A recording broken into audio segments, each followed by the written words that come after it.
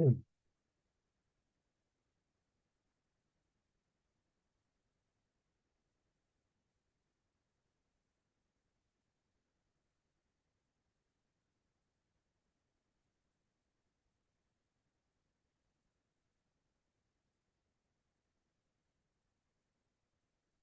Mm.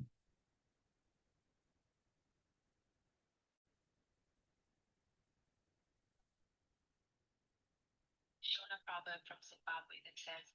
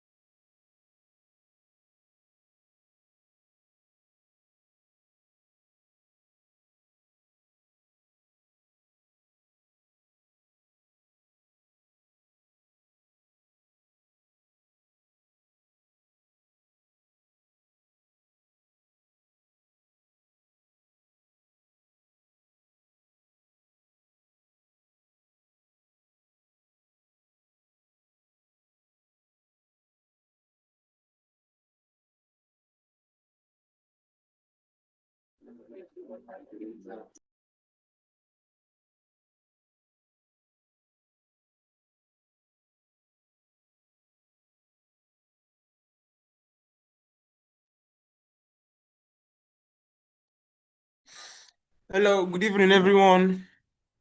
Good evening, everyone. We are welcome as we are joining in. Good evening, good evening, good evening, good evening. Good evening, good evening, good evening. We are welcome as we are joining in. Please feel free and welcome.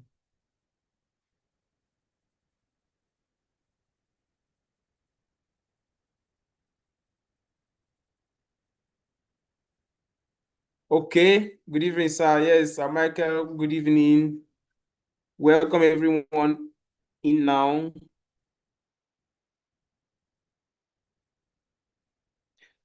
17 participants on the call right now. And I so much believe that we still have more people that should join us. Yeah, happy rainy day. Happy rainy day. Good evening. Today has been drizzling in Uyo, Akwa Ibom State, where I am. Good evening, everyone. We are welcome. It's minutes past 4. While we're welcoming everyone, please, I want to request that please, if our facilitator is with us, he should please indicate so that he can be made a co-host. So they can be made a co-host with us on the meeting. So please, Sir Sahid Adams, please, if you're with us in the meeting, you could please lift your digital hand so that you can be made a co-host. Okay. Yes, Welcome, everyone. yeah. Can you hear me? Okay, yes, very well, sir. I can very well hear you, sir. Thank you very much, sir. You're welcome, sir. Can you see me as well? Is the video better now? Yes, the video is. I can see you, sir. I can see you, sir. Okay. But the video is blurred, I guess. Okay. Well, carry on. I will try to adjust. Okay, sir. Yeah, Thank it's a you. little bit blurred. Yes. Thank you very much, sir. Okay, so we are also live on YouTube. So we welcome everyone that's joining us from YouTube. We have 26 people around now. Are we sure that we still have people that are still going to join us? Because last we had like over 100 participants. Okay, so let's still come in. Well, welcome as we arrive for today's meeting.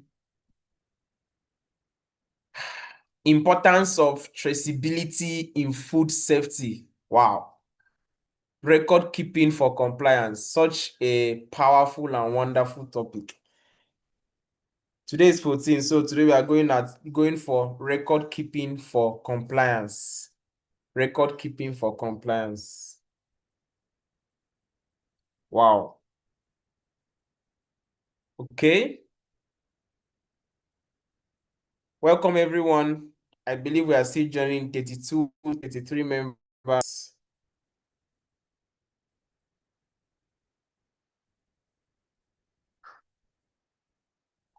Welcome everyone.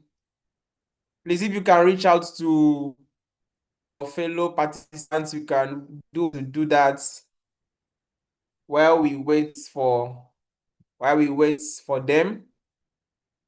You could use this time to say your highs and your hellos. Okay. All right, so right after we are going to start. We are going to start right about time. Okay, so welcome to today's training. Welcome to today's training with GSAI. We are very, very welcome to today's training. My name is McDonald Cookie, and I am privileged to be your moderator for today. So, as usual, I'm going to once again introduce GSAI for us. I know we the participants already know what GSAI is all about, but I'm going to once again remind us what GSAI is all about. So GSAI is an acronym for Growth for Sustainable Agriculture Initiative, Growth for Sustainable Agriculture Initiative. And this is a dynamic non-governmental organization registered in Nigeria, and it's committed to raising positive in the agricultural landscape. So GSAI has a vision to bring a positive change in the agricultural landscape. So at the forefront of such developments, GAI empowers smallholder farmers and various cultural stakeholders to embrace environmentally responsible practices, fostering food security and promoting resilience in the face of changing global dynamics.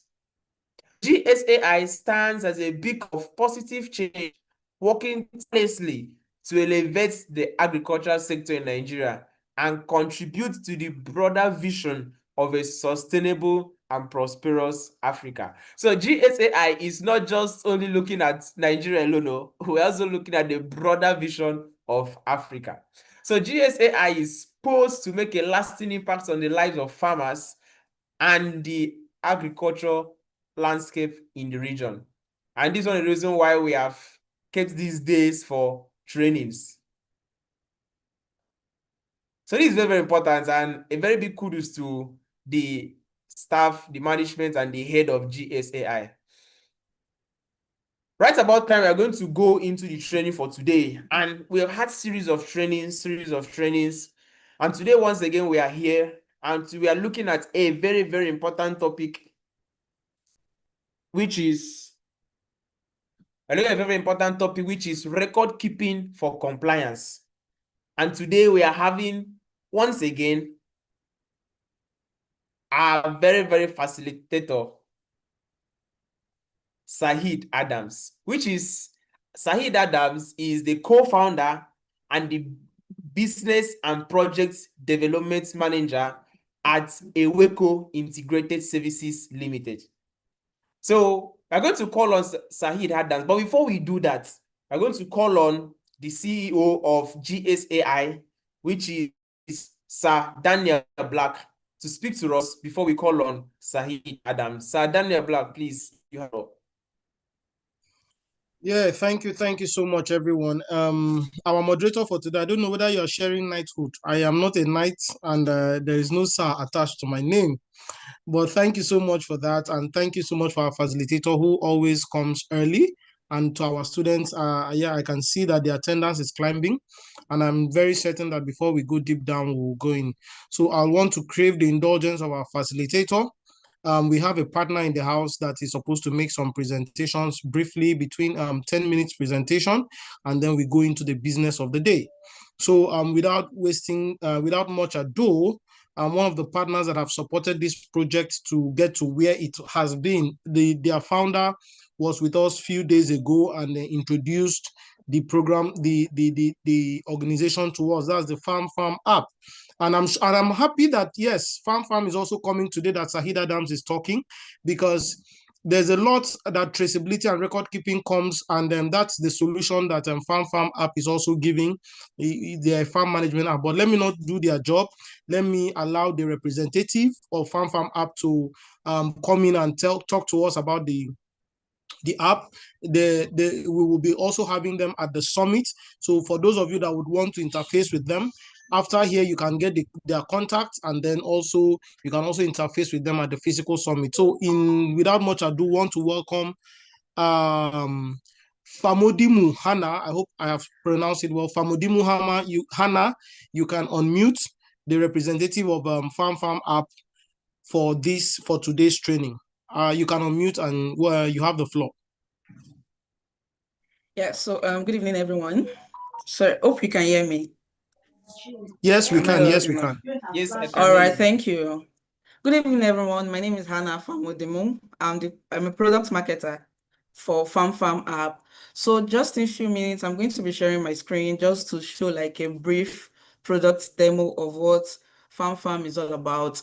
And we will not be able to capture everything here. So you can always reach out to us, and I can always share the presentation deck I'm about to present also. I can always share it with you, and you can always reach out to us if you have any questions or anything. So without any delay, I'll be sharing my screen now. Sorry.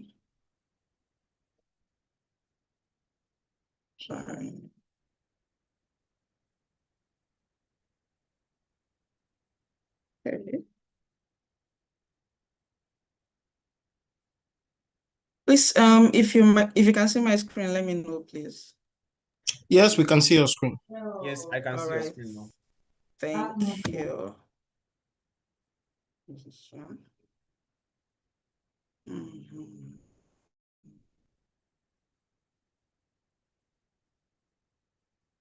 Sorry for the delay.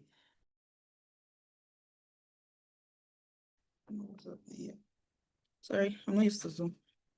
Okay. I opened it earlier. We are hoping that in the shortest possible time, Farm app will also have a meeting platform for farmers. Yes, we are actually creating a community for farmers.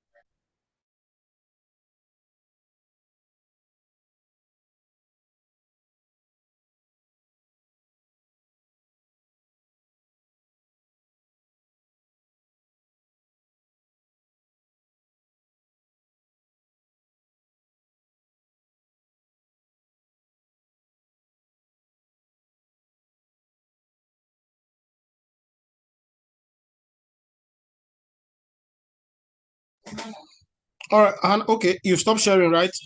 Yeah, I wanted to suggest that you could stop sharing and then bring up the document you want to do. When you're done, you now start sharing.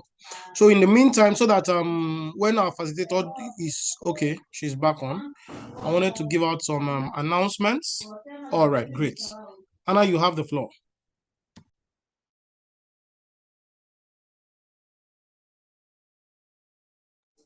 If you're speaking, you're muted. We cannot hear you.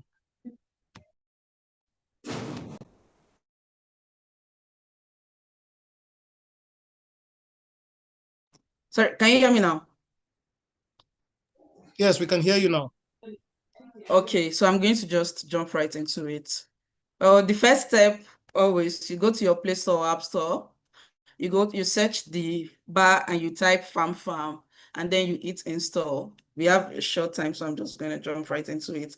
Now, this is the login space where you are to log in as a farmer, since you are not a user, just to make it easier for you, because if you are going to be logging in as a user, you'll not be able to like perform the activities you're meant to do as a farmer. So just to make things easier for yourself, just select the user, and then you continue. You are going to get a verification code, which will direct you to log in, and then you get started on the Farm app. Now, this is what the home page is going to look like. We have where you can create new batches, you can set reminders, you can create your profile as a farmer, you can also manage your finances, you can check your farm details and join a community. Our community is where like different farmers come together to like share ideas, and you can also reach out to farmers. And the best part of it is that to use all these features, everything is free. We are not asking for a payment or any other. Now, this screen you're looking at is an active screen. That's why you can see details on it. Now, we have been able to also add other features, because when we started around April. It was only for poultry farmers, but we've expanded our base and we've actually opened fields for poultry farmers, livestock farming, fish farming, and crop farming. So any any industry or any range you are in, you are able to use FarmFarm for any of your stock management or anything. Now, how do you create a batch? This is where you create your batch. Once you click on the create a batch section, you this screen pops up and you are able to like I can't say everything, so I'm going to be sharing this document instead because of time. So once you create your batch and you select every other thing, now this is pointing for the poultry farmers alone. So if you are a crop farmer or anything and you get stuck in any way, you can always reach out to me on WhatsApp and on Instagram too. You can always reach out to us. We are available for your questions and everything. So this is where you create your batch. You input your batch name and type, your date of birth, your number of animals, how many animals you got, amount per animal for you to be able to track your finances, the sales date, the day you plan to sell your birds, an extra number of animals, using it to, in case they gift you or you want to replace a dead one or anything, you are able to do that. Then we add feed amount per bag. That's the price you paid for the feeding of your beds or your crops or anything you used for your farm. You are able to input all your details in here. Then on the activity screen, you get to like edit batch details. This is actually for crop farming. This is no, it's not for crop, rather, sorry, it's for bird. As you can see, there are we have the sell eggs, sell bird, and capture farm moments where you can upload photos, videos, and everything just to keep memories of what is going on in your farm. Also to avoid confusion and as we all know, technology is taking over, so we actually have to roll with it. Then this is the part you can add an investor to your farm.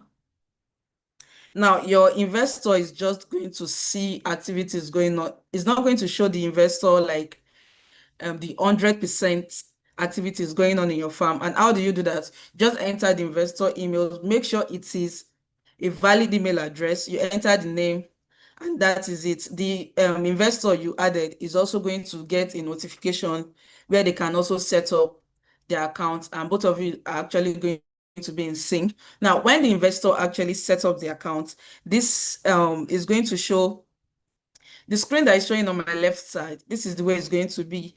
You can always update your investors there, and if it's a finance that occurred, you can also use this same format. The only thing is that instead of this a name or something, you're just going to input the prices and the cost that incurred in all your expenses. Now, this is the part where you track your finance, your revenues, and everything is going to show. Although this screen is actually updated already, instead of this bar chart, we have a line chart and a bar chart. So you are able to see, in our new version, you're able to see your progress, how your cost is going up, how your beds are going up, how it comes down and everything. I didn't include it because it's a new feature that we just added, and this was a presentation I created earlier. Now we have our growth tracker where it helps you monitor if your animals are growing as expected, so you can make better feeding and selling decisions. What's your bird or your animal, because this is for bird, but on our app, you can see that you can pick any animal you are trying to track. So it's going to show what your bird is expected to weigh between the days and the weeks since you got them and all that. Then we have, okay, this is the last screen and all of that. You can switch, you can select your animal type. The colored bars represent the expected weight range for a specific day or week. So like I said, this particular screen is for birds alone. We can't actually have everything on the screen, so we won't overload you with too much information. When you're on the app, you are able to like select any bird or any animal you are involved with. So if you have any questions, please do not hesitate. Kindly reach out and we'll be available to answer you. Now you can contact us via Facebook, Instagram, WhatsApp business and email address too. This is our contact page. You can always reach out to us, and we are ready to answer your questions. I don't know if I still have time. Maybe I can, if there's anyone that actually has a question that I can answer. Or do we have anybody with questions? Because I'm done with my presentation. All right, thank you very much. Thank you very much, Hannah. Thank you for that presentation. Yeah, somebody's asking, is the app free? Yes, I mentioned that the features are free. When I started, I said it is free. Okay, excellent. So the app is free and no subscriptions are needed. But if you're a farmer and you're still looking for free things, I probably would tell you you're not a serious farmer, because you know that in agriculture, in my many years of farming, it is how much you put inside that determines how much you get. And as a farmer at this level, I do not even I do not want free things again, because most times, but basically Farm app is a new app, and yes, we are trying to ensure why I was so excited to partner with them is because we are complaining that Nigeria farmers are not getting the best out of it. And one of the challenges we have in terms of profitability of agriculture is the fact that we are not able to tell our story. Some of us, our records are in our head. Our facilitator is raising his hand. He wants to talk. Our facilitators, I will not give you time to talk. You will talk when you are facilitating. Okay, so can you use the app to calculate feed ration for fish? That's the question here. Yes, the feature is also available for fish. Okay, Yes. so excellent. Yes, so I'm sure that before the end of this program, Farm will come back again. The other time, their CEO just did an introduction. Today, they have given us a demo of how the app runs. I would advise each and every one of us to download the app. It is Farm. Now, the first farm is FAM, and the second farm is FARM. No space. Farm. Hannah, please, can you put your contact on the chat, and then the spelling of farm, put it on the chat. So, but on our own, because of this partnership and the support that Farm has given to us, we will be giving out yes, Shamsu, you're correct, but there's no space in between. But Hannah is typing it. You can copy it. Anna Sahid Adams wants to connect with you. Sahid, already their CEO had reached out to me. He wants to also reach out and connect with some of our facilitators, and you are one of those that were in my mind. So I'm already planning to do a proper introduction with some of our facilitators. That's you and some others with the Farm app. They are doing a very great job, and it will be beautiful to have these partnerships come on board. So if you go to the chat, Hannah has typed it, and she has also put her phone number there that you can also reach out to her. All right. So for the purposes of this class, between today, we are going to be giving out 2,000 Naira vouchers for the first 10 people that will download the app, fill it, create an account, screenshot it, and post on social media. So you post on social media, then you send the link. Okay, we'll put it in the group where you send the link to the first 10 people that are able to do that. We will give you 2,000 Naira. It's more like a data voucher. Most of you are big men. 2,000 is nothing to you, but just use it to add data as a way of supporting Farm app. We are going to be doing that for 10 people today. Once it is 12 o'clock, whether we reach 10 or we don't reach 10, we will cut that. Thank you so much, Hannah, for coming today. Thank you for the presentation. You've dropped your number. I'm sure more questions will come to you. We'll be moving on straight to the class now. Guys, the attendance is early. This is early today. It's in the chat room. Attendance for class 12 is in the chat room. Please go there and read.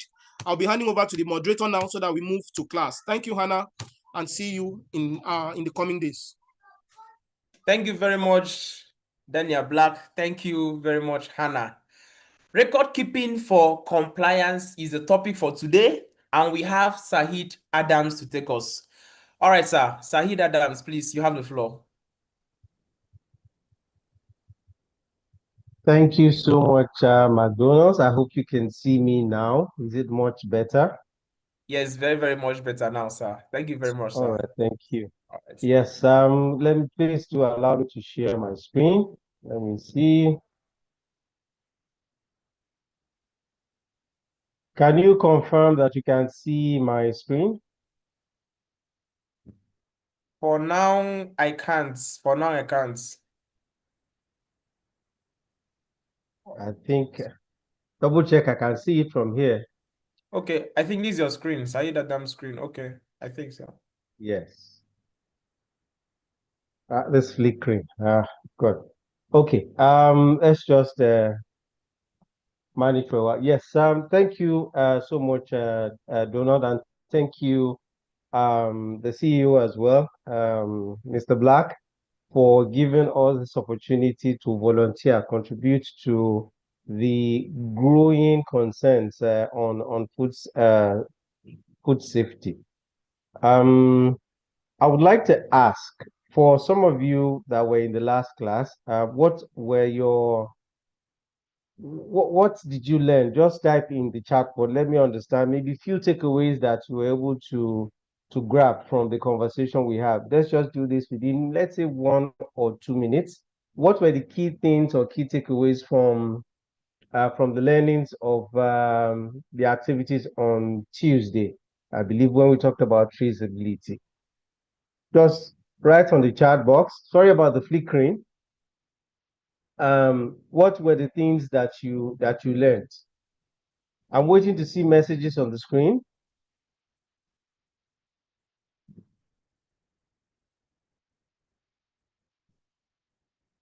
Key takeaways for you.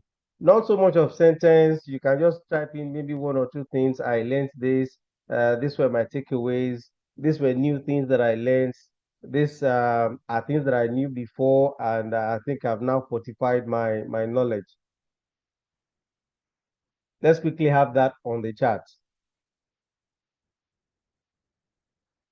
I'm waiting. I'm not seeing anything on the chat.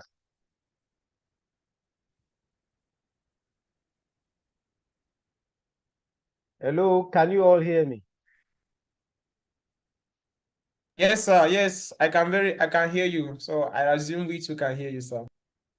All right, great. So your students are not responding. This is a recap. We have to know, okay, how to implement the traceability system, the inputs, planting. Okay, good. You are typing. That's good. Let's have maybe 1 or 2 more so that we flow with the class. There's a connect between what we did then and what we are going to do today. Product planning, quality and security for consumers. Okay, good, good, good. One more, and then we just quickly head to today's session. Tracing and tracking. Thank you, Judith. I like that. So for today, it's, as I said, going to be a continuation of what we learned on Tuesday.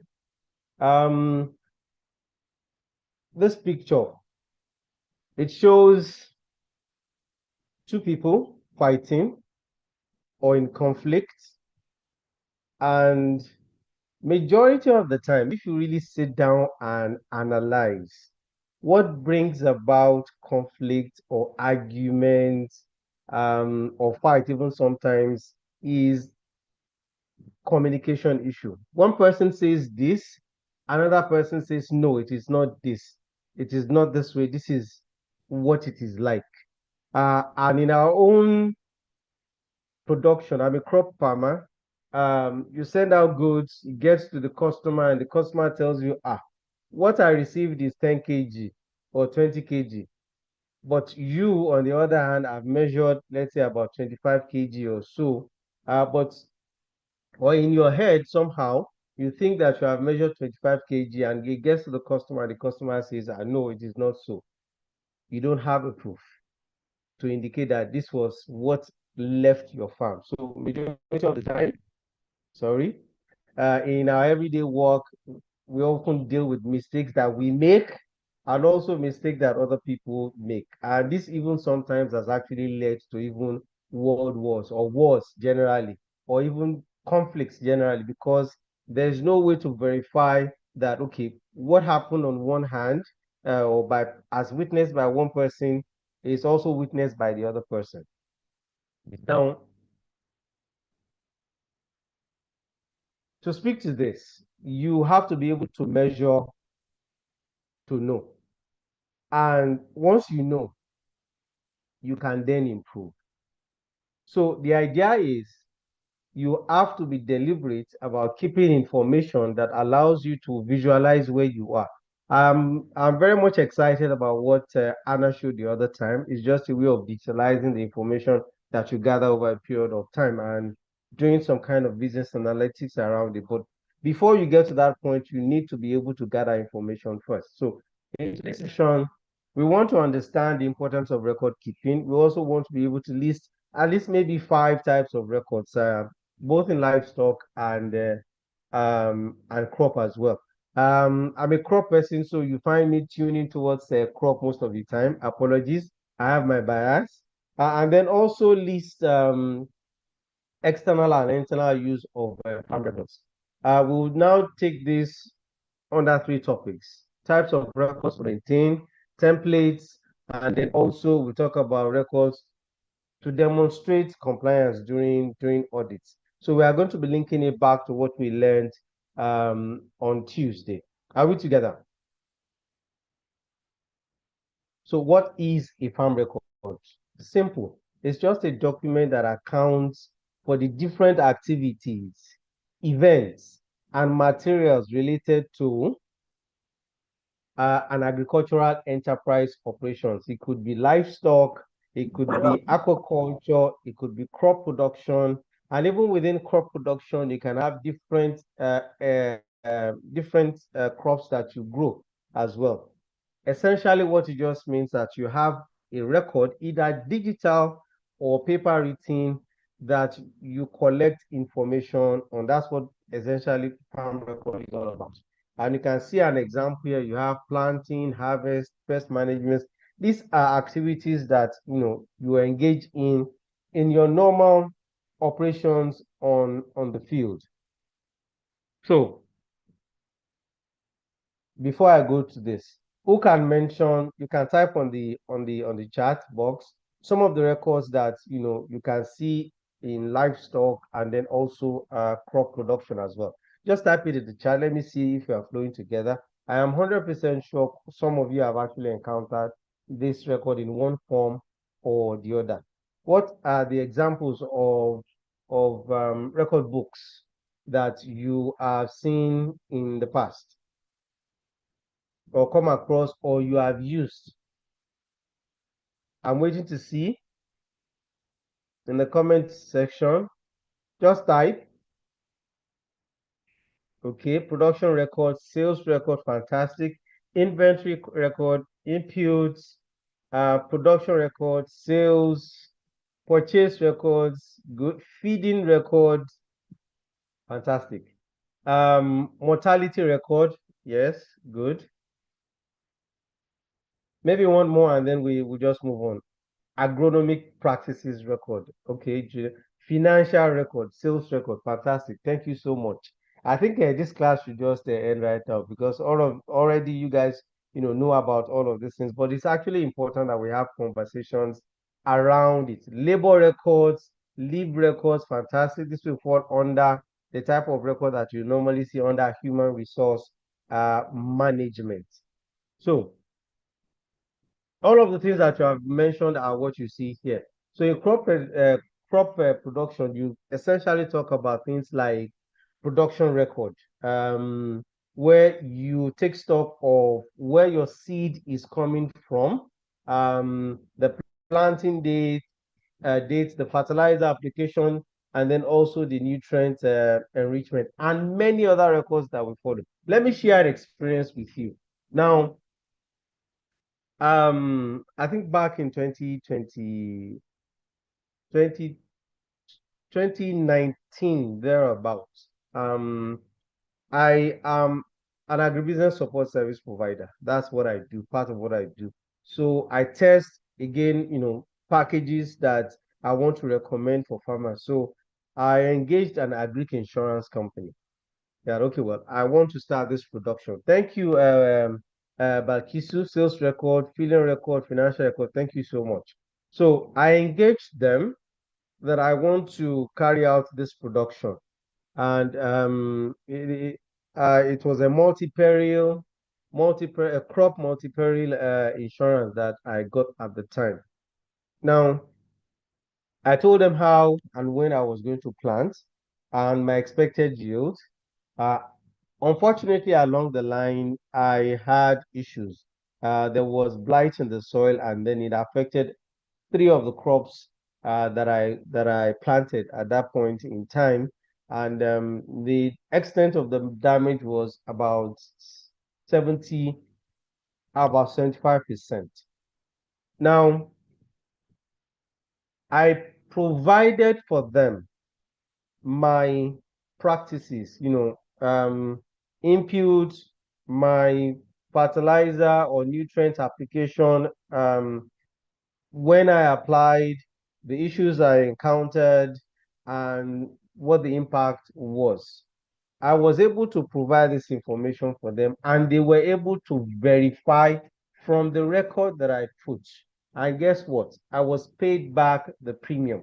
Though it was not everything, but it covered substantial part of the production cost that I engaged in. I didn't do a crop yield index then, it was just multi-peril, and the focus was on production. So if I didn't have that record available at that point in time, it may have been difficult for me to actually prove to them that truly I carried out all of the necessary steps that I needed to carry out. But then again, this issue occurred because the history of the soil at the time was not effectively known, and then the issue of blight came up. All right, so it's important that you keep your record for many reasons, one of which I have just mentioned now. If you happen to go into insurance, agric insurance, this is something that is vital when you are doing crop, but a lot of farmers don't pay attention to it, and then we lose and we keep blaming one thing or the other that, okay, yes, is as a result. So production record, you also have pest and management and treatment records. Financial records, some of you mentioned it, and then this we don't often keep, but it's important. That's the mileage, the number of kilometers, and estimated amount that you spend going to the farm. Majority of us, we have our farms in rural areas, or areas that are not close to where our homes are. So we travel a distance. That distance that you travel needs to be documented so that when you are doing your costing, you are doing your EOP, or you are doing your examining the cost that you have spent, so that you'll be able to determine at least the minimal price you must sell to be able to regain your cost of production. You have to put this into consideration. So total mileage traveled, or the amount that you use to get to the farm every now and then when you do go to the farm. A lot of us don't take that into cognizance, but it is actually very important. Now, I hear some of you also mention labor. Yes, we can generally categorize that as a human resource, or in layman's words, a labor records. What does this do? The people that you employ, the conditions or what you are paying them, the terms that you have in terms of agreements, whether verbal or written and signed, it needs to be documented. Such records are very, very important. I understand that we work in a very informal sector, true, but then this is not an excuse for us not to put down information on who we employ. It is even for our own good that we have such information. Such information could also include the number of hours that they work on your farm per day, or that they're supposed to work. You can now benchmark this against the actual amount. You get them on the farm, you're supposed to work from this time to this time every day, maybe except on Saturdays or Sunday. You are supposed to be able to record that, and at the end of the month verify that yes, truly they have worked. And what is going to reflect their work. It is what you also see in the record, or what you have been able to put in the record that, okay, they have done and are verifiable. You see again where all of these things are tending to. It is also to help your business grow. You're able to monitor what's happening on your farm. You're able to verify what's and validate what's happening on your farm. So this is why some of these records are actually very important. So on the livestock part, you have things like a breeding record, which gives you details about the process that you go to, where the birth dates of the different, if you are doing, let's say, cattle, ram and sheep, when were they birthed, the conditions, and other relevant information are captured in these types of record. When you do take them for vaccinations, be it your chicks or your ruminants, you have to keep record of that. And then the feeding record. This is actually very, very important. For most livestock production, over 50% of what you spend is on feeding. You must be able to trace what goes in terms of the stock that you have for feeding, and what goes out when they have actually fed the animal. And this is again where majority of theft also comes in. So you must, but since you can't measure, or you don't have information well documented about what you have in terms of inventory, it is what they tell you that they feed the animals that they feed. So, but if you are deliberate about keeping all of these records, you can monitor the progress or otherwise of your farm. Financial records, of course, this cuts across board, and also labor records as well. These are examples. This is not exhaustive. These are just examples of records that you can keep. Now, the peculiarity of what you keep depends on what you want to monitor. It could be, you remember the 4 approaches that we talked about: the customer approach, the regulatory approach, the company approach, and then there's the fourth one, which which talks about the food safety approach. This is where the industry defines, how, of course, the industry gives you templates on what to keep records on, or what to actually, take cognizance of. So let me move to the next one. I want us to do a brief exercise. I want us to identify, I haven't, discussed what we just talked about in the last slide. What do you think? This is just information that I'm placing there. Nematicide, the dates, fungicide, contact fungicide, 9 kilograms, sorry, it's 9 kilograms per hectare. What type of record do you think this will be? What type of records? I've mentioned a few in the previous slide. What type of record do you think this will be? Where will this record be captured? You can just send information, put 1 or 2 things on the chat. Pest and disease control. Thank you, Kachi. Any contrary opinion? Pest and disease records, fantastic. Agronomic record, yes. Input application record, yes. Pest and disease management. Thank you so much, Kennedy. Actually, pest management and treatment record. This is also again for crop. Thank you. I'll bring in another information. Tell me where this will fit in. Sowing date, 17th of September 2024. Variety, Cobra. Sowing, that's sowing type, double rows. What kind of record do you think this would be? Input record, nursery record, yeah, close to it. Yes, actually. Planting records, fantastic. Production record, it's more, yes, it's a production record, but moving inward, it will fall into planting record. In the production record, there are many other records that are also included. You have seed, you have plant, you have pest management as well. These all fall under production record. Thank you so much, Peter Ibironke. Yes, you are very right. It's actually a planting record.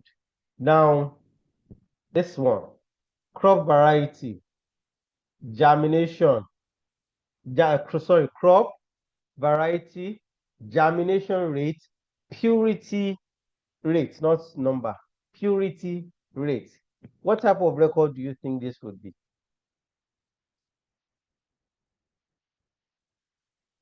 Growth record, kind of. Look at it again. Mentions the crop, talks about the variety, talks about the germination rate, talks about purity of the try one. Let's have two more trials. Sales record. Not really. Breeding and agronomic feature record. Close, Kennedy.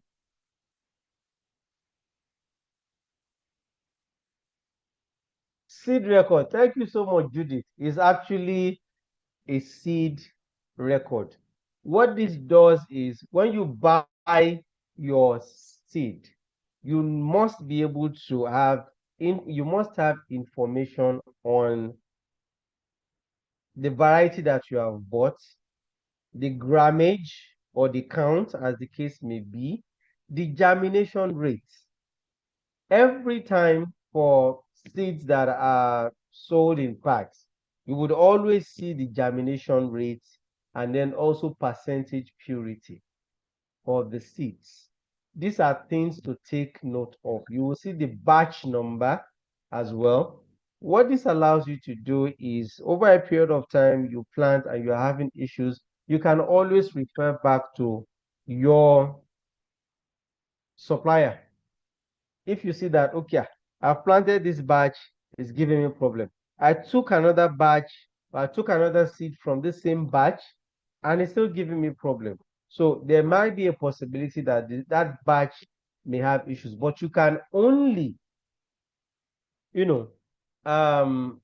talk to the seed companies or the supplier that there's an issue if you have evidence to prove that, and it's by your records, not just by what you say only. So this would be a seed record.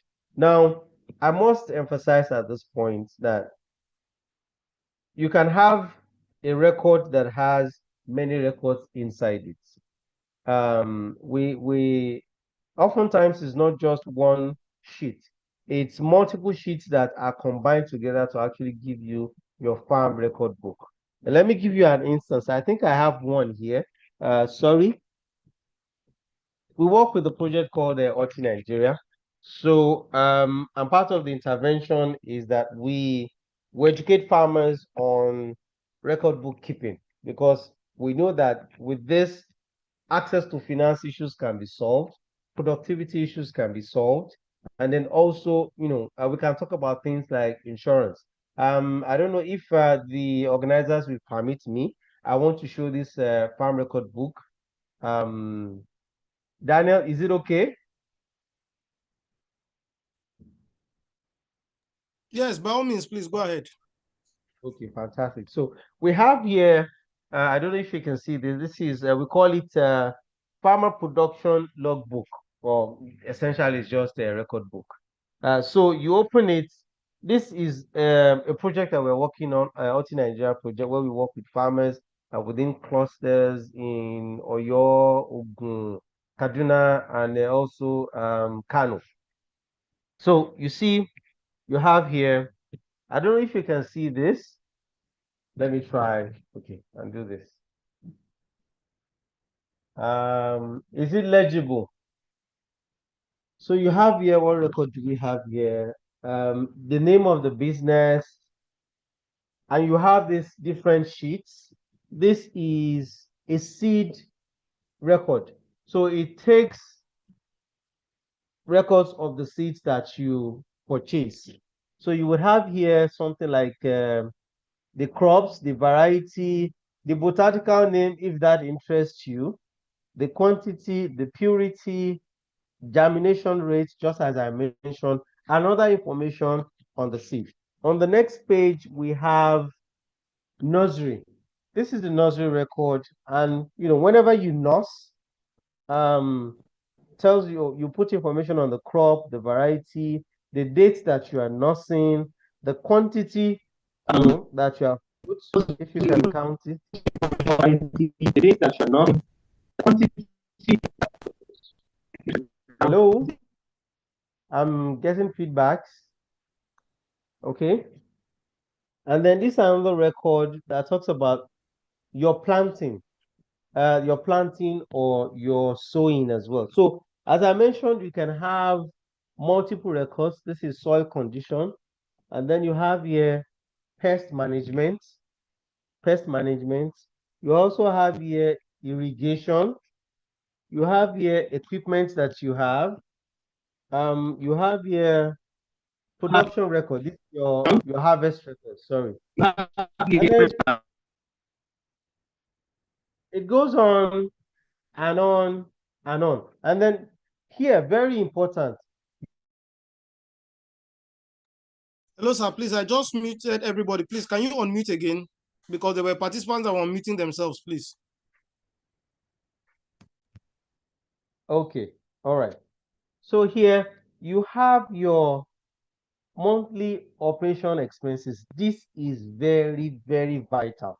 This is where you track everything that you are putting into the farm. You understand? So you have items like higher farmers market fees, fertilizers and lime, gasoline, insurance, farm workers, expenses that, what you spend money on. And then you have here, so now what we did with this record is, because we know, you can have multiple seasons, or sorry, multiple cycles in a production season. So we have about 3 cycles of this in this record. So it is not rocket science.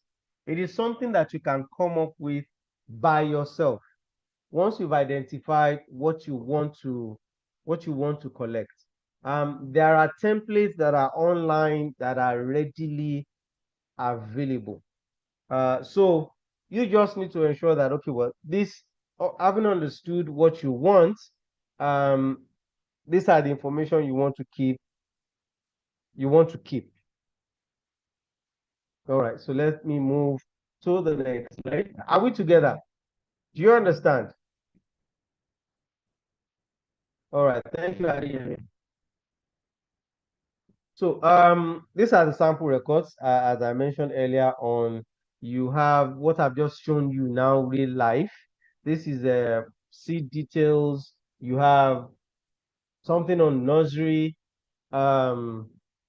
These are sample records for livestock, where you keep your veterinary medicine purchased, your feed sheets, your this is another one. Let me see, what is this one?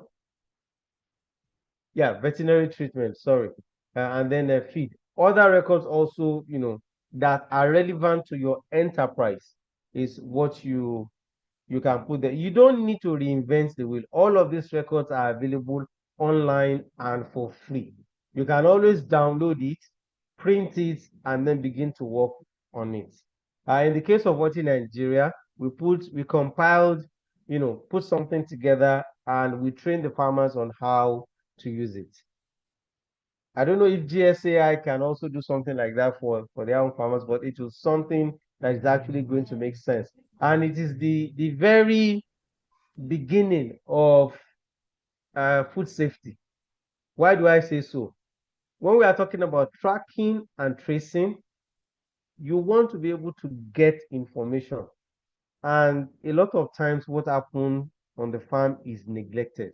This is where quality control, is really needed most, where you have the raw material. But unfortunately, there's a lot of negligence on that side. But we're having, initiatives like what GSCI is doing, now putting more effort on that side to ensure that food safety at that level is also very significant. Okay, so why do you want to keep record? For whom are you keeping the record? So the records can be used in determining profitability of various techniques, methods that you use.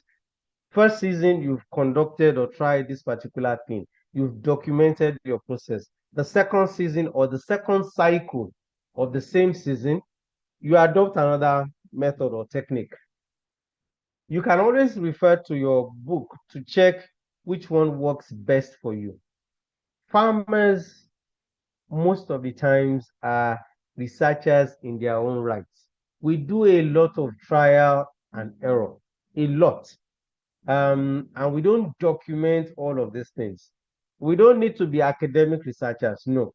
Just information on what you did in season 1, cycle 1, versus what you did in season 1, cycle 2. You can pick things out and then decide, okay, well, this worked for me in cycle 1. This method worked for me better in cycle 2. In the next season or the next cycle, let me now adopt this and also see if I'm going to get better results or combine the two together. It is only when you have the record. Yes, quite a number of us, we put all of these things here. But then guess what? It is only when you are available that that information can be extracted. In the case where you are partners on the farm, or even when you want to prove to financial organizations that you are doing something and you have tested something, it is only when you're able to provide the record for it, not what you say. Yes, what they see, fine, but what you are also able to document. Now, to keep just what I said now, to keep your memory of what you have done or what has happened, to keep your memory on what you have done or what has actually happened. Yes, the brain has a great capacity to store things, but then the brain is actually not supposed to be used extensively for storing. It is used for processing. If you now put a lot of information in it, it will hamper your rate of processing. So it is best that you offload some of this information, you put it in the record so that you can give room. This is my own candid advice for the brain to now be able to process more things instead of storing like your hard drive or your SD card. Now, also, as I mentioned earlier on the first one, it is used for decision making. Do I go this way? Do I go this way as a business? What do I do next? How am I going to improve on what has been done before? It is only if you have information on what you did last year or last cycle and it's well documented that you can say, okay, well, I'm going to do this next year to see how that goes. And that strategy. Agric is a business. It is not, yes, the culture is there, but more so now it's now becoming a business. You should have that mindset of running what you do as a business, no matter how small your enterprise is. Okay, I think I've mentioned this to compare the efficiency of use of inputs such as land, labor, for example, when implementing a new or alternative planting system. Our forefathers are great farmers. If you look back 2 generations, 3 generations, they've actually been there are some traditional means of doing things that is even more advanced or more effective than some of the ones that we have today. But because all of these things are not documented, they cannot be easily referenced. We have lost quite a number of those indigenous practices. So for the new generation of farmers that are coming in, experimenting that, we can begin to gather this information in our records that can be significant to people coming down the lane. In my own business, I plan to, if my children are interested, carry on to the next generation and the generation before or after them, sorry, but they can only reference what I'm able to do. So we must, deliberately put that in mind. So internal use, external use. For internal use, you are talking about farm owners, farm managers, workers, and farm accountants. They need to be able to, understand what's going on in the farm and then make financial decisions, business decisions on how the farm is going to move forward. I know I'm talking to small older farmers generally, but it is still the same concept. Either you are running your own farm or you are working with a group of people to farm.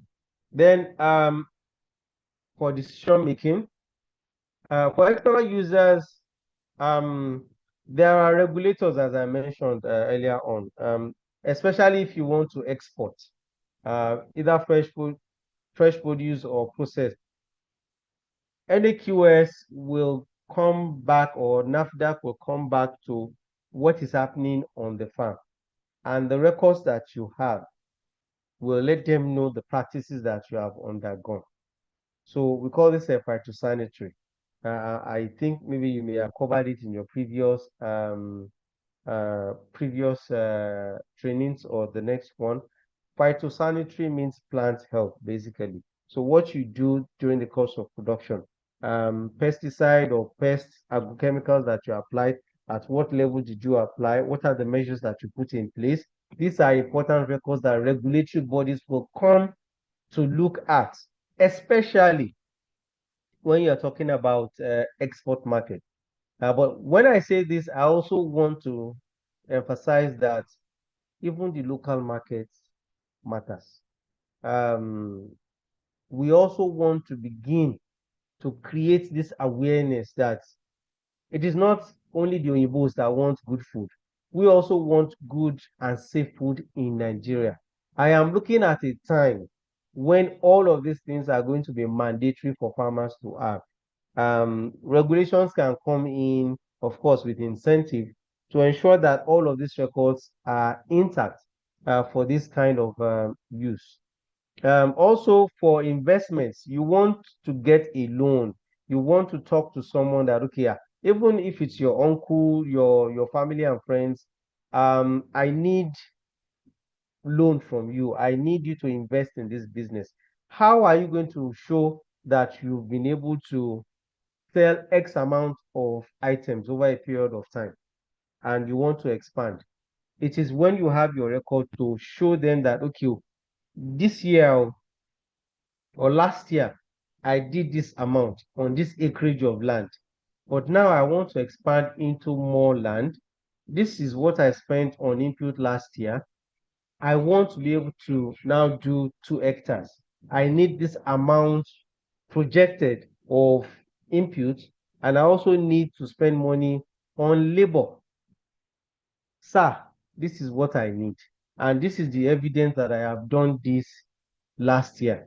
And this is what I made from sales. I can even tell you that out of all of these things that I'm going to make, there's a certain percentage that I can give back to you if you loan me this money or you invest in the business. This is where record keeping is also very, very vital. Record keeping is not magic. It's not something that is difficult. Just do it in a form that is convenient and comfortable for you. For some, it's digital. For some, you just need to write on paper. I would even say for most, you just need to write on paper to document all of those things. But then what you are writing needs to reflect what is expected. Are we together? Yeah. Okay. So, can I get a yes? Okay. Thank you, Adeyemo. So it helps you to take decisions about the farm. Now, again, diving deep into the context of smallholder farmer, you put out the record based on what is comfortable for you to document, and in the metrics that is relatable to you. If a smallholder farmer is not lettered or cannot do this again brings about the opportunities for extension workers or service providers that are within that community. Someone can take up the role of ensuring that these records are kept per farm. This farm, it comes in today. What did you do today? We did this, we did that. Okay, let me put it on record for you.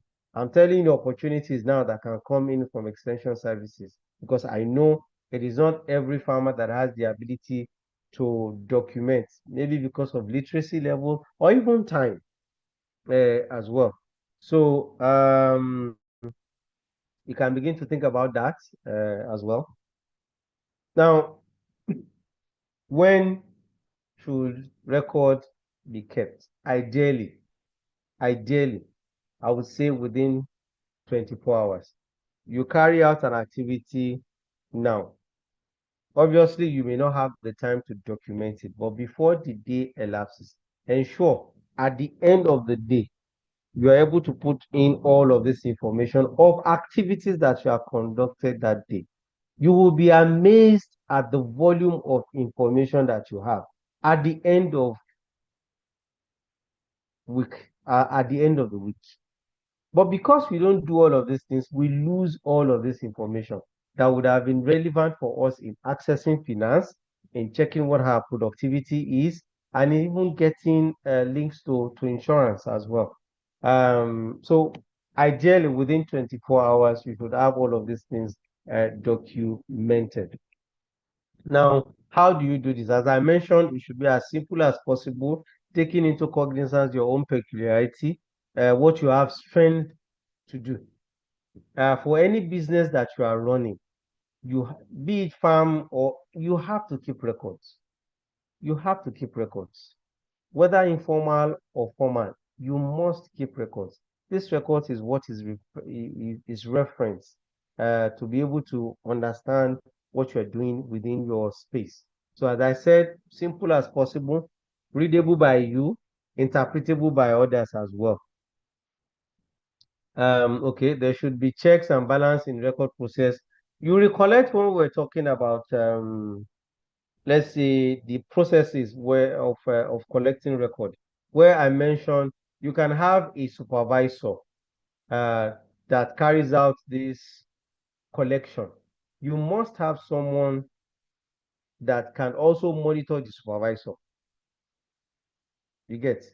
You must have someone that is responsible for collecting the information and can be held accountable for the information that he or she has collected.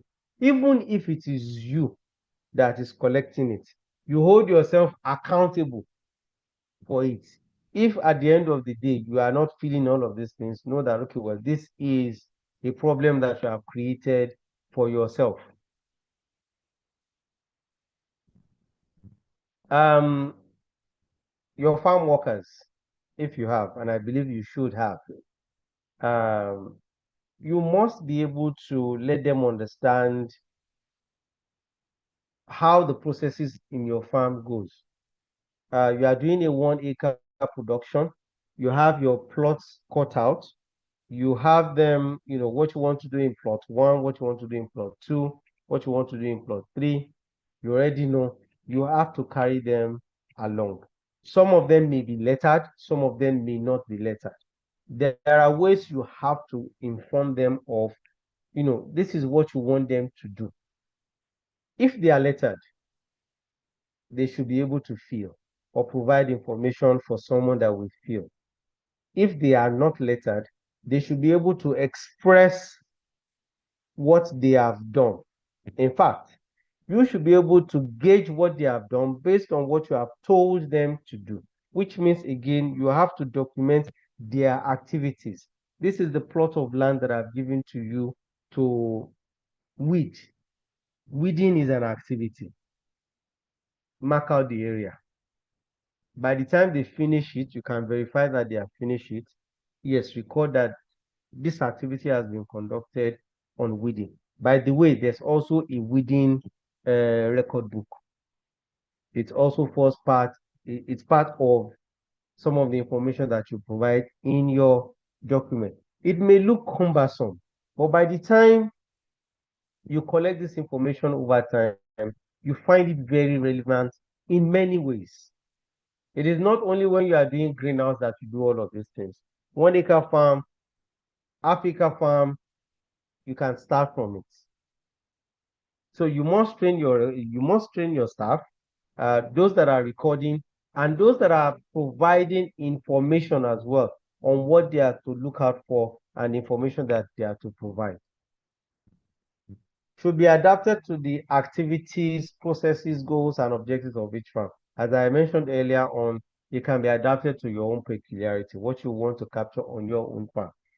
Farm record book or farm record collection or farm data collection for farm 1 may be different from that of farm 2.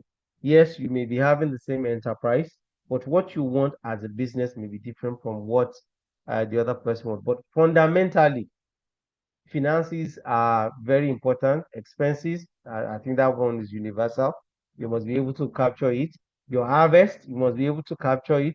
And your planting as well, you must be able to capture information so that you can make projections into what you're expecting to come out of it at the end of the day.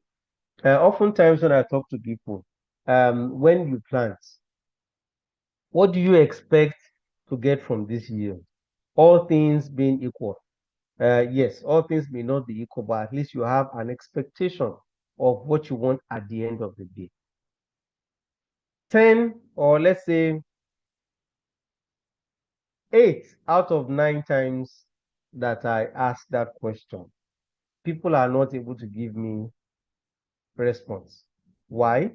Because they don't have an idea of what the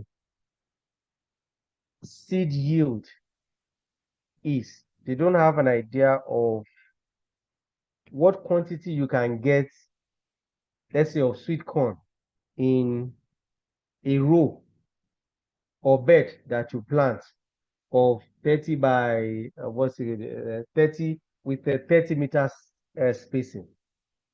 They don't have an idea,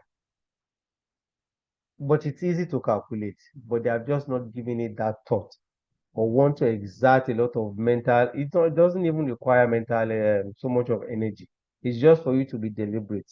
You know what the spacing is, you know, or you should know what the plant's population should be, and multiply that by the average expected yield per plant. You can get what your estimate is going to be. Of course, you will factor in theft, factor in pest issues, factor in weather, and maybe remove 30%. Then you can estimate that, okay, at the end of this cycle, this is what I'm able to get. Because we don't put our mind to that, quite a number of times we are not able to. So again, by keeping this record, you will be able to make that projections, because mentally you would have known what to expect because of the information that you have provided by yourself or captured by yourself ahead of time. So going back to traceability, tracing and tracking. You remember we talked about the questions that tracking answers, and then also the question that tracing answers. The question where and when is what tracking answers. Where is this thing and at what time? Now, more detailed one that we have now answered with record keeping is what activity went on? With what was the activity conducted? How was the activity conducted? Who conducted the activity? And why did they carry out this activity this way? You can only capture that information at the farm level if you have your record intact. Apart from the verbal conversation that you would have, your record book answers these questions. So you now see the connection between traceability and also farm record book keeping. You cannot trace, you cannot track without information available. Are we together? So you see now that almost all of when you're talking about food safety, when you're talking about compliance, I'm not saying that it starts at the farm level. No, it doesn't start at the farm level. It actually starts at the seed level. You understand? And the inputs that you put in. But majority of the activity culminates at the farm level. When you want quality, it is the raw materials that you have that are quality that you now take into processing that gives you quality produce. Though within that system, there are also issues around quality that needs to be sorted out. Okay, sir, in your record, I'll come back to the questions, but let me just quickly finish the slide and then we take the questions. So, I hope this is clear. My explanation on tracking, tracing, traceability, how everything connects together. All right, fantastic. So you recollect that we also mentioned this data, very key. And these are the types of records that you collect. Fertilizer usage, pesticide, manure, compost. You'll be looking for things like, okay, operator name, application date, field block. You know, all of this information based on your own need or based on criteria that may have been given to you even by your customer or by the people that want to uptake from you. Quite a number of them, sorry about the background noise, quite a number of them should be interested in PHI. Who knows what PHI is? PHI. What is PHI?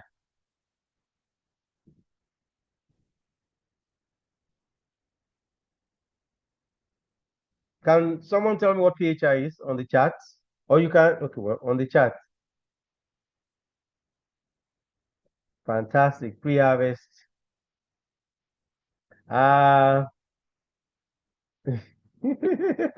Produce the odium. Akachi. You are going all scientific on me.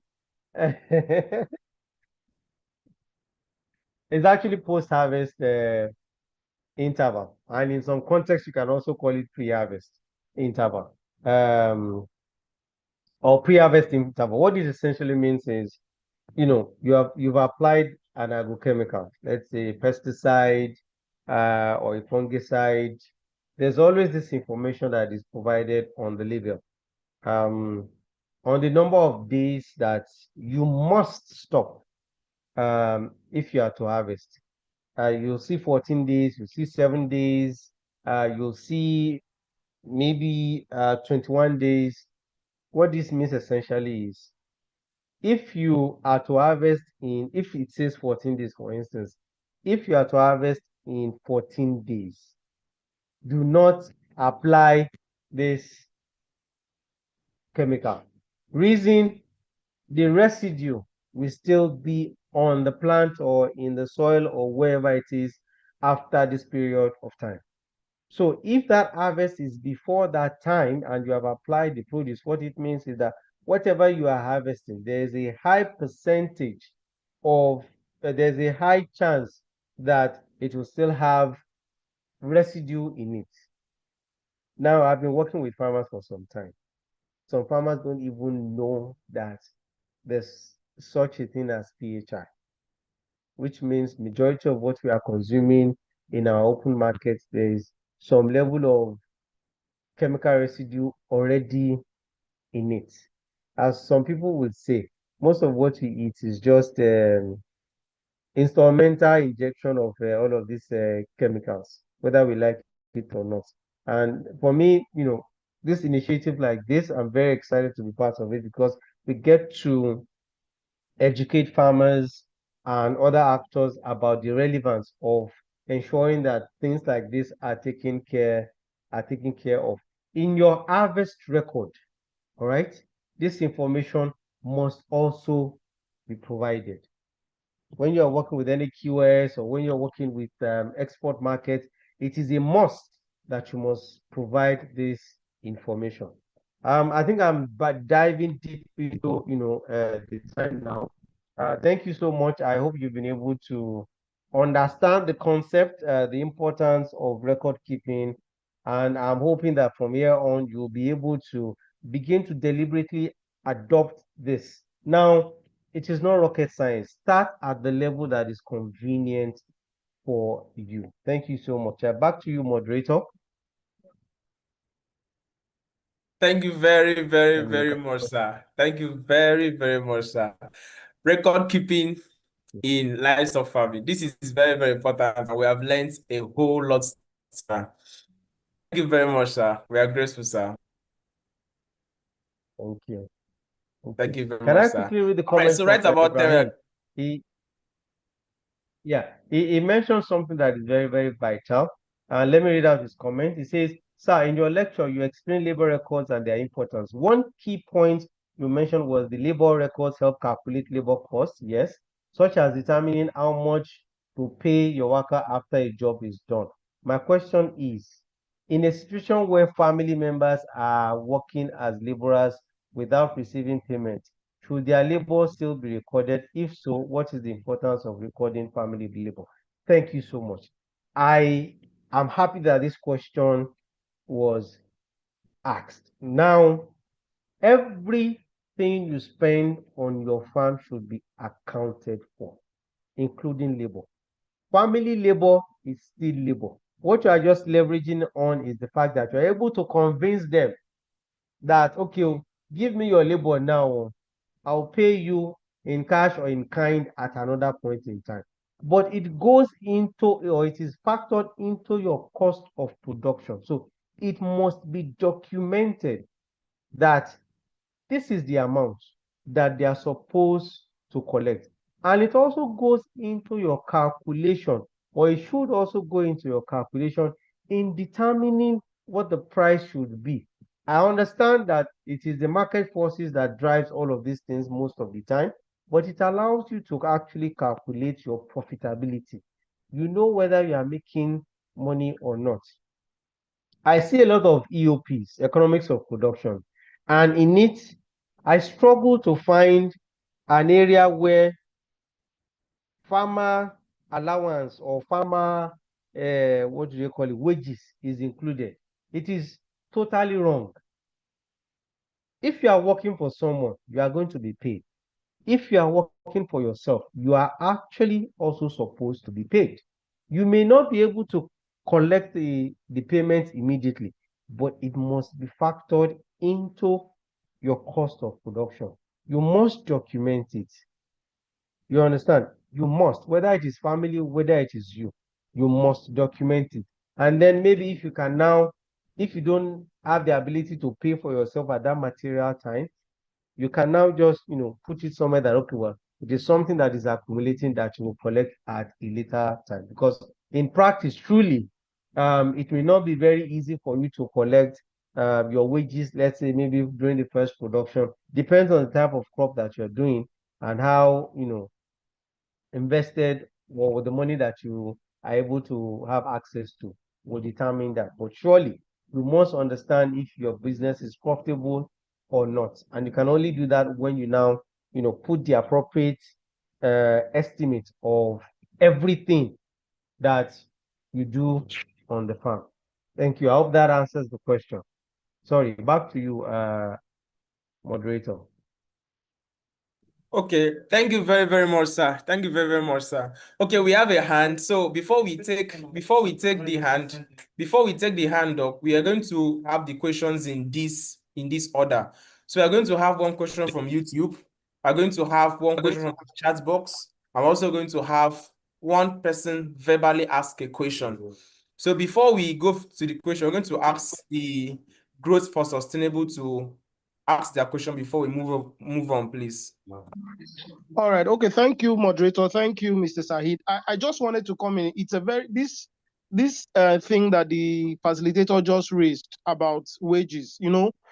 Most times farmers don't put it because we are not practicing agribusiness. We are just farmers, and we are hoping that we will eat the profits. So we do not care about our wages, and that is one of the major challenges farmers have when they go to ask for loan, when they go to ask for grant, and they say, how much did you use to plant 1 hectare of maize or 1 plot of maize? And they calculate the amount of fertilizer, they calculate the money that they paid workers. They forget the money that if they were to pay a supervisor, which is the work that they did, they do not include that. They forget the money that maybe their brother or their sister came and helped them, or maybe they drove their car to bring the inputs from their house where they store their inputs to the farm. So these family and non-financial resources are things that farmers need to take into consideration in their records. If not, your records will always be false. You will tell someone that you spent 200,000 naira to plant cassava, and then you made 250,000 naira, and you think you've made profits. But the truth is, you've not made profit. You are not even able to account for all the resources. So the essence of, I just needed to add this, that the essence of taking records of family support and non-financial resources is to be able, like the facilitator said, to be able to estimate actually the EOP, economics of production. Even at the end of the day, you are asked, how much did you spend? If you're asked, how much did you spend to produce this thing? Most of the records that our farmers give are wrong because it does not factor the actual total expenses. So I just needed to bring that into fore. Thank you so much, sir. All right. Thank you very, very much, sir. Thank you very, very much, sir, for that explanation. All right. So we are going to move straight ahead to the chat box to pick up one question.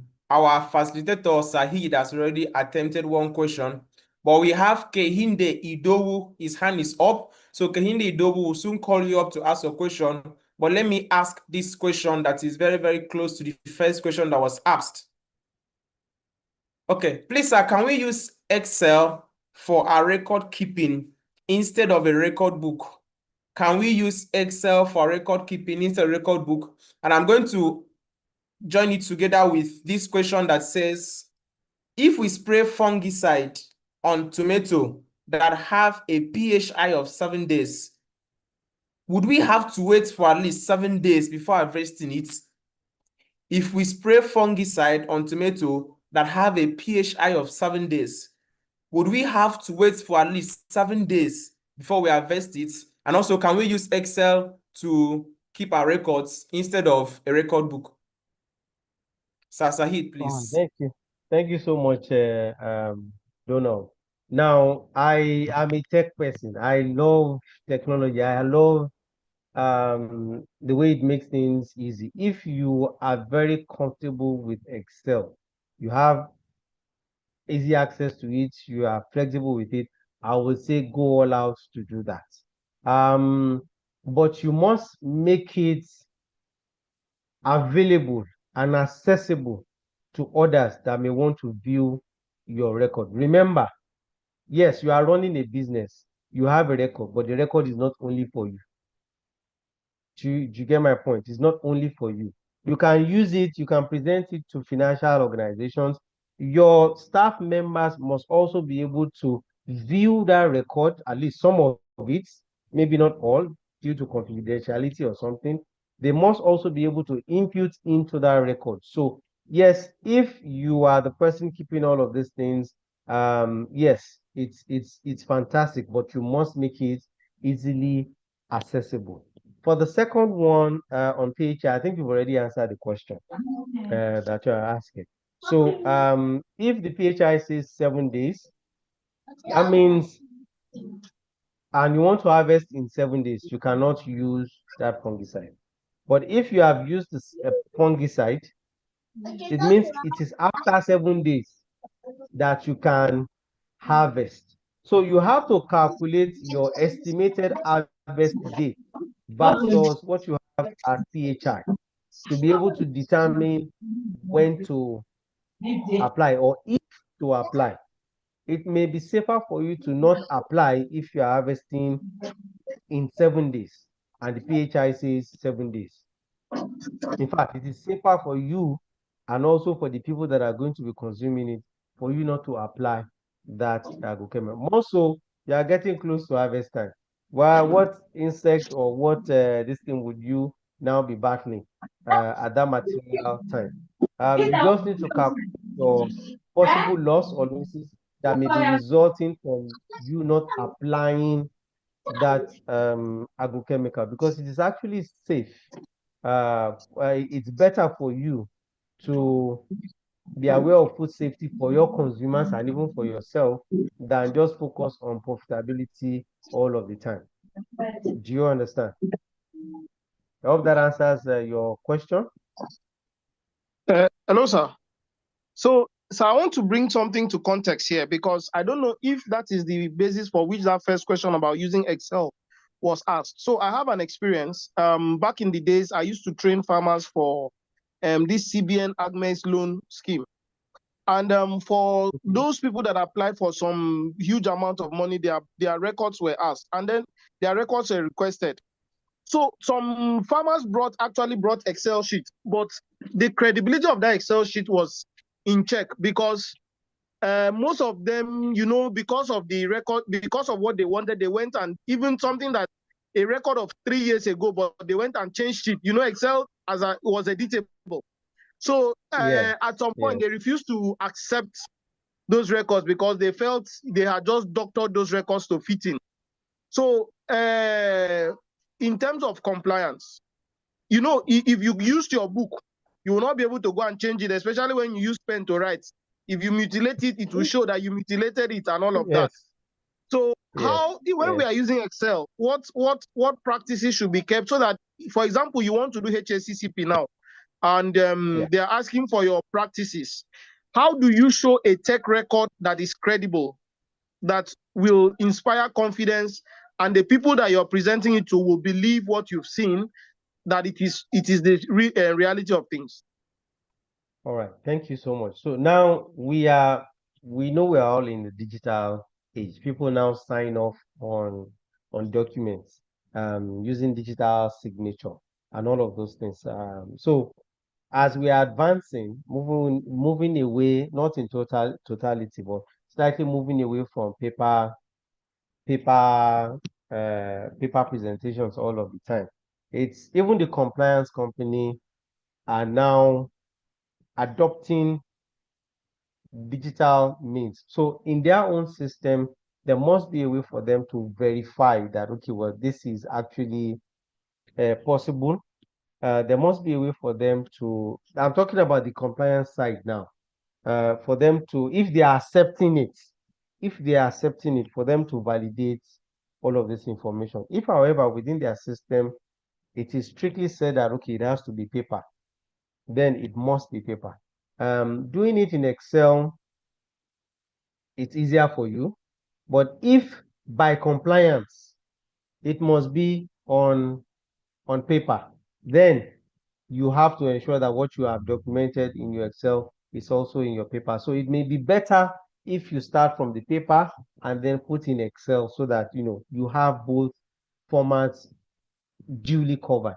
If compliance company A is asking for this, they want paper, you get paper. If they want Excel sheet and you are comfortable with it, put it in Excel sheet. What Excel sheet allows you to do is that beyond just writing down, you can actually put the information together to quickly make business decisions. You can draw graph from it to understand what your yield last year versus what your yield this year is, if you are that good with Excel. And of course, it also brings convenience. So you can marry the two together if it so suits your need. In fact, I would even advise, from the context that the CEO has provided now, that you should do the two together if you have the ability to do so. But in terms of priority and the context where we are, yes, paper may be preferred for compliance. But ensure you have the Excel format if it suits you. Thank you. Thank you very, very much, sir. Sir Saheed. Judith Ubeke actually asked that question, and I presume, or I know, that he or she is sustainably answered and she's okay. So we are now going to go on to Kehinde Idowu. Kehinde Idowu, please, your hand is up. Could you please unmute yourself, introduce yourself, tell us where you are calling from, and then you can proceed to ask a question.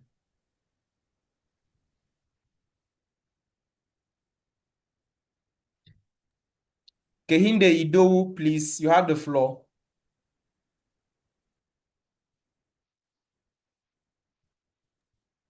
Okay. While we still wait for him to come up, I think we are going to use this opportunity to ask. Hello. Okay. Hear me? All right, sir. All right. Can you hear me? Am Yes, I on? please. Yes, Yeah. please. Yes, please. I'm Kehinde Ayodo. I'm calling from Lagos. All right. I will make a comment and also ask a question. I want to build on where Mr. Black stopped to say that from agri extension perspective, every Minister of Agri has a planning department. So if there's an advocacy whereby all this information have been collected either on monthly basis, telling the farmers group to submit some of this information ahead of time on quarterly basis. So by the time they needed it, there's a record somewhere that you can use to juxtapose whatever they are submitting, even when they needed a loan. That's by the way. Secondly, few years back, there was epidemics in pig production. Swine fever wiped away many things. There's a location under the Lagos State government, they call it Okearo pig farmers. They have their records. But despite all the records and whatever, insurance didn't pay a dime. So what will you advise farmers group to do? Because it was very devastating and very discouraging. Many farmers stopped pig production and they've not gone back to it till date because nobody could stand with them despite the fact that they show verifiable records. Thank you. Thank you so much. Thank you so much, sir. So now this is the thing. When you are entering into a contract, you need to understand to the letter or have someone interpret to the letter what this agreement is.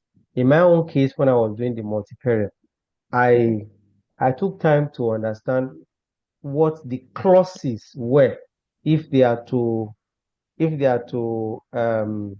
what's the word now, trigger the claim. And one of it was that I must be able to provide information on my practices and justify that I've carried out what was supposed to be carried out, and then whatever happened was not as a result of my immediate fault. I knew about that clause, though that was not what I wrote on because I did not know that anything was going to happen. I just went about it. Now, for insurance company, generally, anything that they can hold on to not to pay, they will hold on to it. So it is important to read between the fine print. Was there, I want to ask you, sir, was there a particular reason why they indicated that they were not going to? There must have been. They indicated that they were not going to pay. I'm asking you, Mr. Idowu. Hello, can you hear me? Was there? Yes, I can hear you now, sir. Hello? Am I on? Yeah, hello, sir. Yes, sir. We can hear you, sir. Pass to it. It was during COVID. One, Okay. At the federal level, were attending to issues of this nature in some other parts of the country.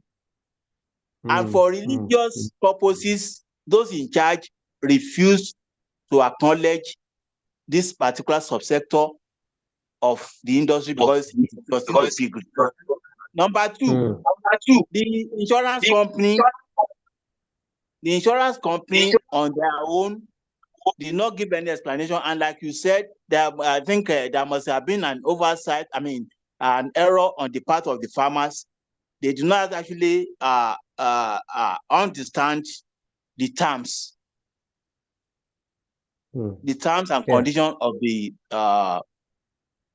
insurance contract. Yeah. So I would say, sir, for such farmer group, there must be a lawyer that understands the concept of agri, that is with you. It's going to be a small fine or a small commission that you must set aside. And this again will go into your cost of production as professional fees that you are paying for such a person to really read through the fine print and bring out whatever needs to be done to avoid issues like this. My lawyer would always say that it is better you pay, let's say, 5,000 naira to a lawyer now than enter a case where you are now going to be paying 500,000 naira to get out of that case. So it is important again now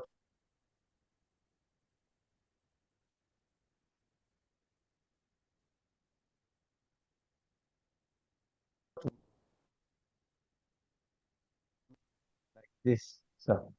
Again, this is a lesson for all of us. Thank you, sir. I hope All right. I know I've not deeply answered your question, but then I'm okay. I'm okay. I'm okay. I'm okay. Thank you. thank you, sir. Thank you, sir. Yes, sir. Okay. Thank you very, very much, Kehinde. Thank you very, very much, Sir Saheed. All right, if you have been a keen participant in this training, you will agree that we have actually short our time. And that is because of the value we really, really want to give unto you. So please, I'm going to say a very, very big thank you to Saheed.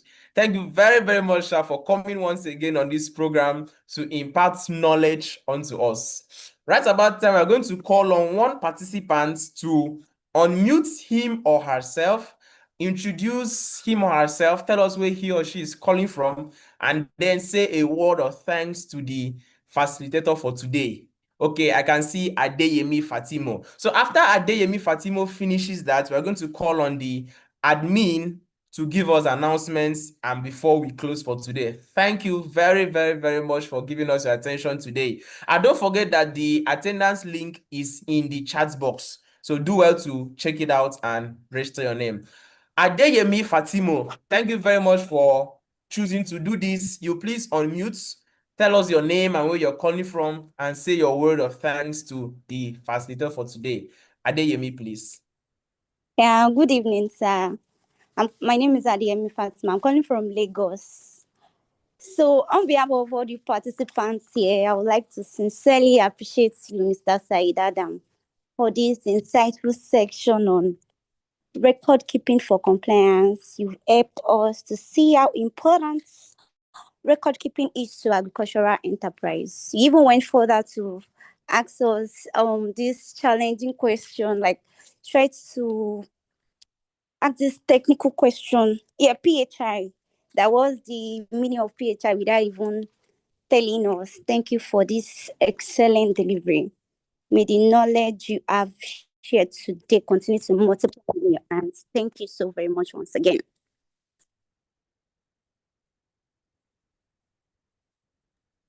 All right. Thank you very, very, very much, Adeyemi. Thank you, Mr. Saheed. This is to show that on behalf of all the participants, we are very happy and we are very, very delighted to learn from you once again. Thank you very, very much, sir. All right, so please, I'm going to call the... Okay. Thank you, sir. Thank you, sir. I'm going to call the community manager to give us announcements before we close. Yeah. Okay, so I'll just be taking that briefly. Good evening, everybody. Thank you so much for staying through. It's been a beautiful time. So I just want to give quick announcements. So yes, for those of us that, we promised before this program started that some people will be sponsored to attend the physical summit in Abuja. And we've been working with our partners to see how possible that will be. While we are still working on that, and then time is coming. So for people that will need to travel, we will need to get their information early. So we'll drop an announcement on how we are going to select that. It's a very small number of people. But in the meantime, we also have another idea to support so many people to attend. We spoke with the National Assembly Committee on Agriculture, and they are willing to support some people. So what we can do is provide letter. So those of you, yes, we can provide a letter or requesting for sponsorship for you to give out to share with, to submit to places you think can support you to attend this event. So beyond whatever we are doing to select the very few people that will be coming, that we will be giving sponsorship. If you think you have people that can support you, that can sponsor you to attend, we can give you a letter of sponsorship requesting a letter requesting for sponsorship, and you submit. It could be your House of Assembly member, it could be your Ministry of Agriculture, could be your councillor or your chairman. If you need that, you can come to my DM, give me details of who you want to write to, and we will develop a letter with the GSAI letterhead alongside the different partners that have partnered for this event, and hopefully you're able to get a positive response. So for people that would like to get that, you can reach out to my DM, and that letter will be made available to you between Monday and Tuesday, and you can submit, and hopefully we get a positive response. Other than that, also about the step down training. Yes, about the step down training, there's going to be a short quiz that is going to be happening on the last class. That is the 27th of March, the 27th of June, the last class for this training. There's going to be a short quiz, and we are going to be picking one person per geopolitical zone. That is 6 persons in total, to carry out step down trainings in their communities. Step down trainings in their communities. Now we are going to, apart from the quiz, those that will go, apart from the quiz, we'll be checking those that have been carrying out their activities. They put up their Get DP, they did their video, and they've been posting on social media about this program. Those are the things you should have done. And then, of course, you would have attended at least 50% of the classes. So those are the people that will be eligible to take the quiz, and will get the support to carry out. 6 people will get support to carry out step down trainings in their community. The step down training will be happening either in July or August. Yes, so those are the announcements. If you need a letter of support to raise funds to attend the summit, please reach out to me. Then there will be a quiz on the last day of the summit of this training, 27th of June, for those that will be eligible to carry out step down training. Payment for certificates, please, if you remember, this training is 100% free. You will get your training, the training slides in the WhatsApp group. However, should you need a certificate to show that you participated in this training, you will have to pay, and that is a subsidized fee of 5,000 Naira. You make payment and fill the certificate requisition link. Do not send your payment receipt to me. Sending it to me on my WhatsApp will not count. You have to fill the request form, and then you will get confirmation within 73 hours. Now, there are some people that use POS or use another account, maybe a business account, to transfer the funds. Please do well to ensure that you put your name in the narration. If we are finding it hard to attach some names to some people, we have to reach out to them and speak to them directly. And because of the number of people, that is a bit stressful. So please, if you are not using your direct account, please do well to put your name in the description. If you are using POS, tell the POS person to put your name in the description. If you are using a business account, in the narration, put your name. That will make your confirmation faster. Certificates will come at the end of the training. Certificates are in e-copy formats, and certificates are available for only those that have attended at least 50% of the classes. If you've not attended 50% of the classes, you will have to buy the recordings of extra classes to make up for at least 50% before you can get certificates. Remember, these certificates are not just a paper.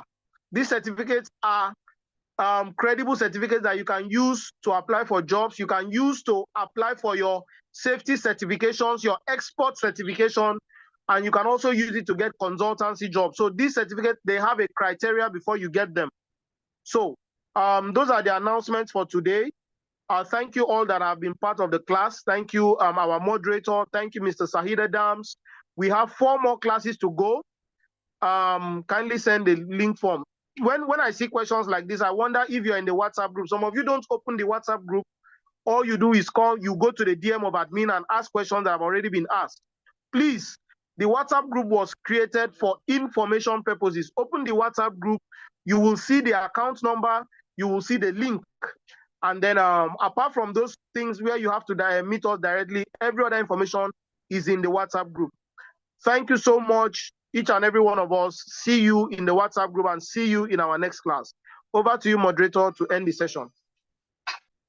Thank you very, very, very much, sir. Please, I'd love to make a request. Mr. Kehinde Idowu is asking for Mr. Saheed and Mrs. Hannah's contact address and email addresses. So please, it can be dropped in the WhatsApp Let me group. answer your question. Adeyemi Fatimo just asked, will JSAI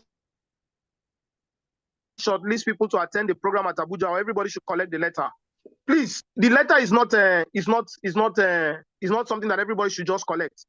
If you know you have people that you can submit to requesting for a sponsorship, in fact, that's true. When you come to my DM to request for the art, you will have to tell me the persons you're submitting to, and you, one way or the other, you have to show me that you have access to those people. It's not just I want to write, or give me letter, or give me letter, give me letter. You will have to show some degree of access. So please, the letter is not just because they say come and collect, you came and requested. You have to, we are talking about people that you can write to that can provide you with transport and accommodation, at least transport and accommodation to attend the summit in Abuja. If we can have everybody attend, that would be wonderful. But unfortunately, we may not be able to have, especially security and cost of logistics. So please, the letter is for those that have people they think they can write to and can get sponsorship to attend. We are providing a support letter for them to know that you are going for an important activity. Okay, Mr. Daniel. Thank you very much, please. Please let's not forget to drop the number and email address of Mr. Saheed Adams and Mrs. Hannah for the participants. Right about time, we are now drawing the curtains here, and we are so grateful for today. And we most importantly thank you all for staying up to this time. We apologize that we have stretched beyond our normal time. Thank you very, very much, Mr. Saheed Adams. Thank you, the CEO. Thank you to all the participants. I remain